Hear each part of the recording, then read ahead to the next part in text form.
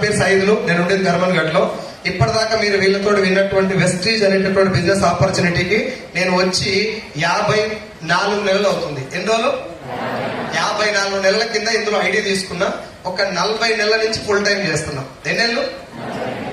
50,000 ఉద్యోగాన్ని ఈ వెస్టీజ్ లో 13,000 వచ్చినప్పుడే రిజైన్ చేసి ఫుల్ టైం వర్క్ చేస్తున్నా ఇప్పుడు వెస్టీజ్ లో. సో ఈ 40 నెలల నుంచి నేను తీసుకున్న టోటల్ ఇన్కమ్ ఎంత వెస్టీజ్ ద్వారా అంటే 1,10,00,000, 1,10 lakhs.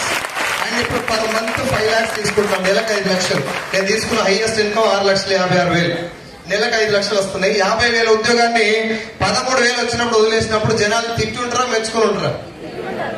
జనాల సంగతి దేవుడు నా పిల్లలు కూడా తిట్టింది కదా. నా దోస్తులు ఉన్నారు ఊళ్ళే 40 మంది ఉంటారు. అంత బేకారుగా లేదు. అంత బేకారుగా నీకైతే సరకాలకు లీడర్ నేనే ఒకప్పుడు.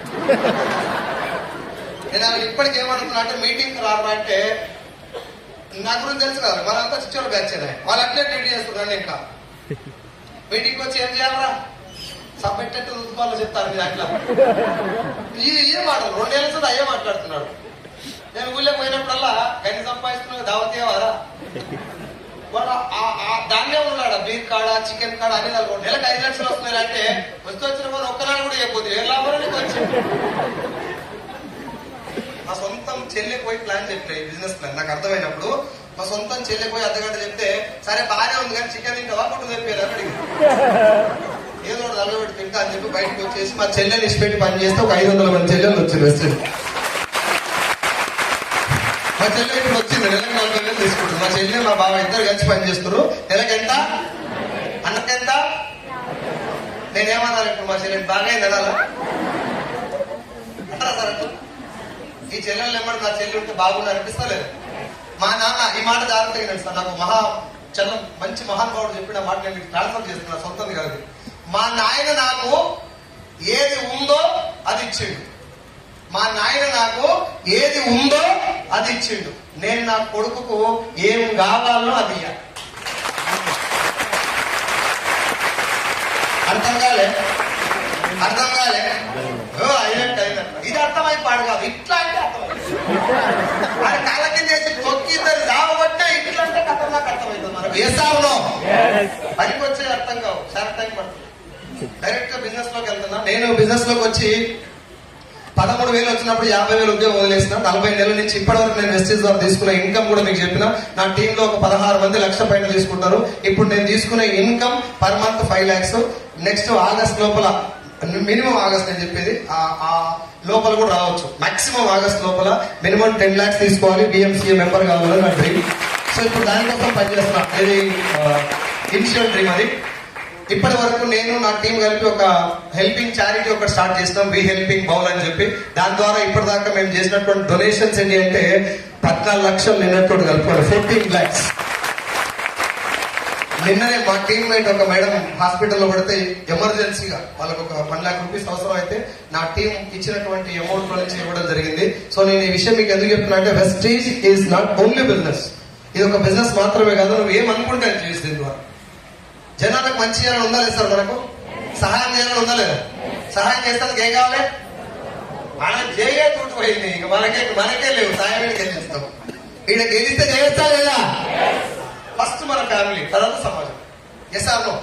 ముందు మన భార్యకి, మన అమ్మకి, నాన్నకి, మన కడుపులో ఉంటున్న పిల్లలకి మంచి లైఫ్ ఇచ్చిన తర్వాత ఎస్ మా నాన్న మంచిగా చూసుకోవడం నీకు అనిపించిన తర్వాత సమాజానికి ఒక 10 రూపాయలు డొనేట్ చేయి.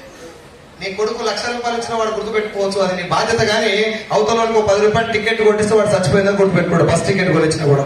కాబట్టి సమాజానికి ఎంతో కొంత చేయాలని స్ఫూర్తి మా MSR గారి ద్వారా మేము తీసుకొని ఇప్పుడు ఇక్కడ కూర్చున్న టీం అందరిలో MSR అసోసియేషన్ టోటల్ టీం ఇది. సో సార్ మాటల్లో నేను బాగా పట్టుకున్నటువంటి ఈ సోషల్ సర్వీస్ సంబంధించిన విషయం ఏంటంటే బలవంతుడు ఎప్పుడు బలహీనుడికి అండగా ఉండాలి. నువ్వు నిజంగా బలవంతుడు అయితే బలహీనుడికి ఏమైనా చేయి. నీకు 2 కాళ్ళు ఉన్నాయా? కాళ్ళు లేను ఎత్తుకపో. నీకు 2 చేతులు బలంగా ఉన్నాయా? 2 చేతులు లేను కన్నం తినబెట్టి. నీ దగ్గర ఒక 1,00,000 రూపాయలు ఉన్నాయా? నీకు చేతనైనంత, నీకు కావాల్సినంత యూజ్ చేసుకుని అవసరం అయితే పక్కన వాళ్ళు సాయం చేస్తే ఆ 1,00,000 రూపాయలకు అర్థం. ఎసార్నో అర్థమైనటువంటి విషయం. నేను నా టీం కలిపి ఇప్పటి వరకు చేసినటువంటి డొనేషన్స్ 14 lakhs. 14 లక్షలు డొనేట్ చేయాలని ఎంత సంపాదించాలి? 14 లక్షలు సంపాదించడానికి ఎంత టైం పడుతుంది? మేము డొనేట్ చేయగలంటే బిజినెస్ గొప్పదా కదా? జస్ట్ ఆ బిజినెస్ మీకు చిన్నగా షార్ట్ కట్ లో చెప్పడానికి ట్రై చేస్తాను నేను. డైరెక్ట్ సెల్లింగ్ అనేది ఒరిజినల్ బిజినెస్. ఏంటి సార్? అమ్మ జాగ్రత్తగా కొంచెం లెంత్ తీసుకోవాలంటే సార్ వచ్చింది కాబట్టి కొంచెం షార్ట్ లో చెప్తాను, క్లియర్ అర్థం చేసుకోండి. డైరెక్ట్ సెల్లింగ్ అనేది ఒరిజినల్ పేరు. దీంట్లో చైన్ సిస్టమ్ వేరు, మనీ సర్క్యులేషన్ స్కీమ్ వేరు. రైట్? మనీ సర్క్యులేషన్ స్కీమ్ అనేది మందిని ముంచేది అని చెప్పి 2013లో గవర్నమెంట్ ఆఫ్ ఇండియా బంద్ చేసింది. అదే గవర్నమెంట్ ఆఫ్ ఇండియా 2013లో చైన్ సిస్టమ్ కూడా బంద్ చేసింది. ఇప్పుడు మీరు ఒక మాట చెప్పండి, నేను ఒక వ్యక్తిని జాయిన్ చేసి నువ్వు 10,000 కట్టు ఇంకొద్దరితో కట్టి అని చెప్పిన. నేను ఏమన్నా చెప్పినా, అయ్యో కథలు నాకు కథలని చెప్పిన, మంచి భూమి మీద ఉన్నటువంటి అరచేతిలో వైకుంఠం అంటారు కదా, అట్లా చూపెట్టి 10,000 కట్టించిన. 10,000 కట్టిన వ్యక్తి రిస్క్ లో ఉన్నట్ట, కట్టించుకున్న రిస్క్ లో ఉన్నట్ట? కట్టిన రిస్క్ లో ఉన్నాడు. ఆయన మీటింగ్ వచ్చి ఏమైపోయినంటే మొత్తం ఆగమాగం, లోపల నరాలు మొత్తం దిగిపోయి ఊళ్ళకి పోయి ఇద్దరు కట్టించింది. ఒకవేళ కట్టిస్తే ఈయన కట్టిన 10,000 ఈయనకు వస్తాయి, కట్టేయకపోతే ఆ 10,000 పోయిందా? పోయినాయి. ఇప్పుడు ఆ 10,000 కట్టిన వ్యక్తి మోసపోయినట్ట లేదా? పోయినట్ట లేదా? ఇప్పుడు ఒకవేళ ఇద్దరిని కట్టించిండు, 10,000 ఈయన కట్టిండు, ఇద్దరిని కట్టించు, ఈయన 10,000 ఈయనకు వచ్చినాయి. వాళ్ళిద్దరు ఏం చేస్తే వాళ్ళ సేఫ్ అవుతారు? మళ్ళీ సేవ ఇద్దరిని కట్టియాలి. ఇక్కడ ప్రొడక్ట్ లేదు, ఇన్ఫర్మేషన్ లేదు, రిటర్న్ పాలసీ లేదు, హెల్త్ లేదు, ఏం లేదు. నువ్వు మునగాలే, ఇంకో ఇద్దరిని. పైసలు వస్తాయి రావాల? వస్తాయి. ఎంతమందికి వస్తాయి? మీరు ఇద్దరు ముగ్గురు చూపించి ఊరు మొత్తం కొరుకుతారు. మీరు చెప్పండి నాకు, 10,000 కడితేనే మోసపోతామా, ₹1 కట్టినా మోసపోతామా? ₹1 కట్టినా మోసపోతాం. రీజన్ ఏంటంటే, సార్ ₹1 కట్టడం ఈజీగా కష్టం? చాలా ఈజీ, ఏమన్నా చెప్పొచ్చు. ఇప్పుడు నేను పోయి మేడం దగ్గర పోయి ₹1 కట్టరా అని అడిగిన, రూపాయలే ఏం లేదు అన్న అనుకో, లేదమ్మా నువ్వు టీచర్ అమ్మ లేకున్నావు, ₹1 కూడా లేదు దగ్గర అని అనుకో, ఏదో శరీరానికి సాగు పోరా అని చెప్పి మొత్తం మీద కూడా కొడతాం. అంటే అంత ఈజీ ₹1 కట్టేయడం. అట్లా ₹1 కోటి మందితో కట్టిస్తే అయితే 10 కోట్ల మందితో కట్టిస్తే 10 కోట్ల రూపాయలు ఇప్పుడు నా అకౌంట్ లో పడ్డాయి. నేను కంపెనీ ఎత్తేసిన, నాకు లాసా లాభం? మాట్లాడరా? నేను తెల్లారి కంపెనీ ఎత్తేసిన, నాకు లాసా లాభమా? లాభం. ఎన్ని కోట్లు? 10 కోట్ల రూపాయలు నాకు లాభం. కట్టడానికి ఎంత లాసు? ₹1 లాస్ అయిన కొట్టుకుంటాడా? ఇట్లా కొత్తపేట పోలీస్ స్టేషన్ పోయి కేసు పెడతాడా? ఒకవేళ కేసు పెట్టాలంటే రాసి చేయాలి. ఆ రాయాల్సినటువంటి పెన్నుకు ₹5, పేపర్కి ₹2. పోయిందెంత? ముందు నువ్వు ₹1 పోయిందన్న విషయం నీకు సోయి ఉందా? కానీ మోసం జరిగింది ఎంత? నేను ముంచింది ఎంతమందిని? 10 కోట్ల మందిని ముంచినా ఏ ఒక్కరిని కూడా సోయి లేదు. మరి ₹1 కడితేనే ఇంత పెద్ద స్కామ్ జరిగితే లక్షలు కడుతూ బయట స్కామ్ అయితే కదా? జస్ట్ ఒకసారి అర్థం చేసుకోండి. దీని పేరు మనీ సర్క్యులేషన్ స్కీమ్. పైసలు కడితే మోసం. అర్థమైందా?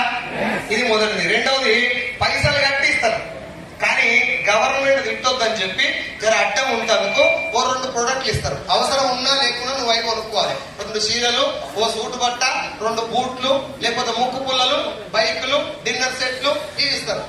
ముక్కు పుల్లలు ఒక్కసారి కొన్నా నేను, నాకు ఒక బెల్లం ఉంది కాబట్టి ఆమెకి ఇచ్చిన. ఇంకొక నెల కొన్నా, ఓ బిడ్డ ఉంది, నాకు కూతురు ఉంది కాబట్టి ఆమెకి ఇచ్చిన.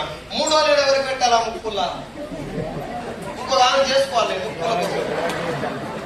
ఈ విషయం ఎందుకు చెప్తున్నా అంటే, బిజినెస్ యొక్క విషయం అర్థం చేసుకోండి. ఏం చెప్తారు మీటింగ్ లో అంటే, ఒక్కటేసారి కొనాలి, ఇంకెప్పుడు కొనాల్సిన అవసరం 100 మందిని జాయిన్ చేసుకో. 100 మంది ముక్కు పుల్లలు కొన్నారు. 100 మంది కాగానే ఇంకో లాక్డౌన్ వచ్చింది.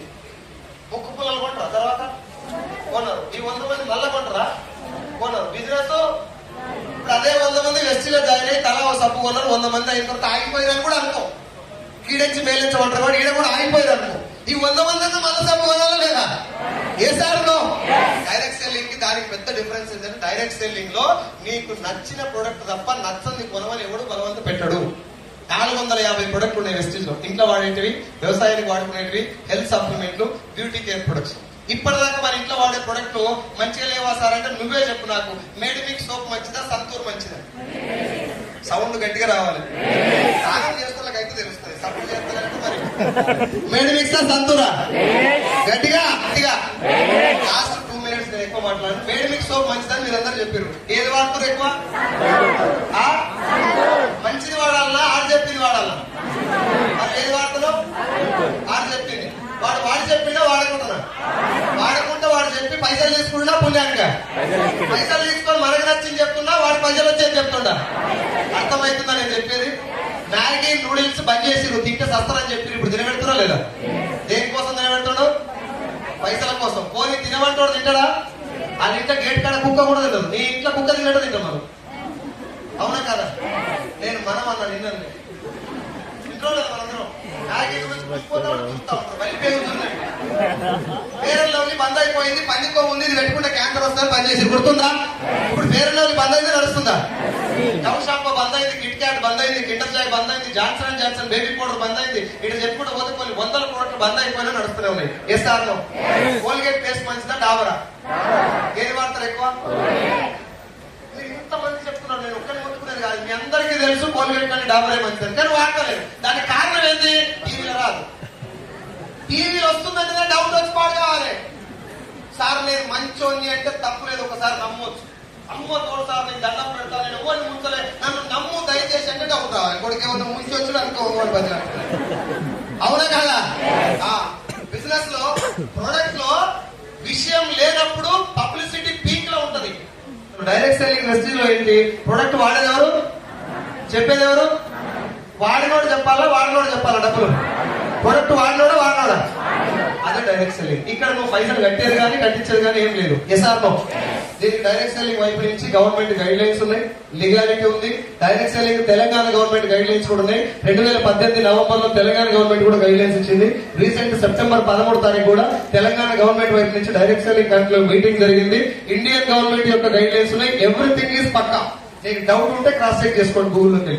డైరెక్ట్ సెల్లింగ్ వ్యవస్థ ఫేక్ కాదు, డైరెక్ట్ సెల్లింగ్ లో ఫేక్ కంపెనీలు ఉంటాయి. ఆ ఒక్క మాట గుర్తుపెట్టుకోండి. ప్రజెంట్ నా ఇన్కమ్ మీకు చెప్పిన it's the future of direct selling is very much growing. చాలా మందికి అది అర్థం కాక డైరెక్ట్ విషయం మీద పుస్తకాలు ఉన్నాయి, తీసుకొని చదవండి, మీటింగ్లు అటెండ్ కావండి. సో ఈ ఇండస్ట్రీ యొక్క గొప్పతనాన్ని అర్థం చేసుకొని మీటింగ్లకు ఎక్కువ వచ్చిన వాళ్ళకి సక్సెస్ వస్తుంది. స్కూల్లో జాయిన్ అయితే ర్యాంకులు రావు, స్కూల్కి వెళ్ళి చదవాలి. ఎసార్ నో? నేను చేసినటువంటి గొప్ప పని ఏంటంటే ఇట్లాంటి మీటింగ్లకు కారణాలు చెప్పకుండా పోయి కూర్చున్నా. Now I'm earning 5 lakhs. మీరు కూడా ₹1,00,000 తీసుకోవాలంటే మీటింగ్ రావాలి. వస్తారా? Thank you so much.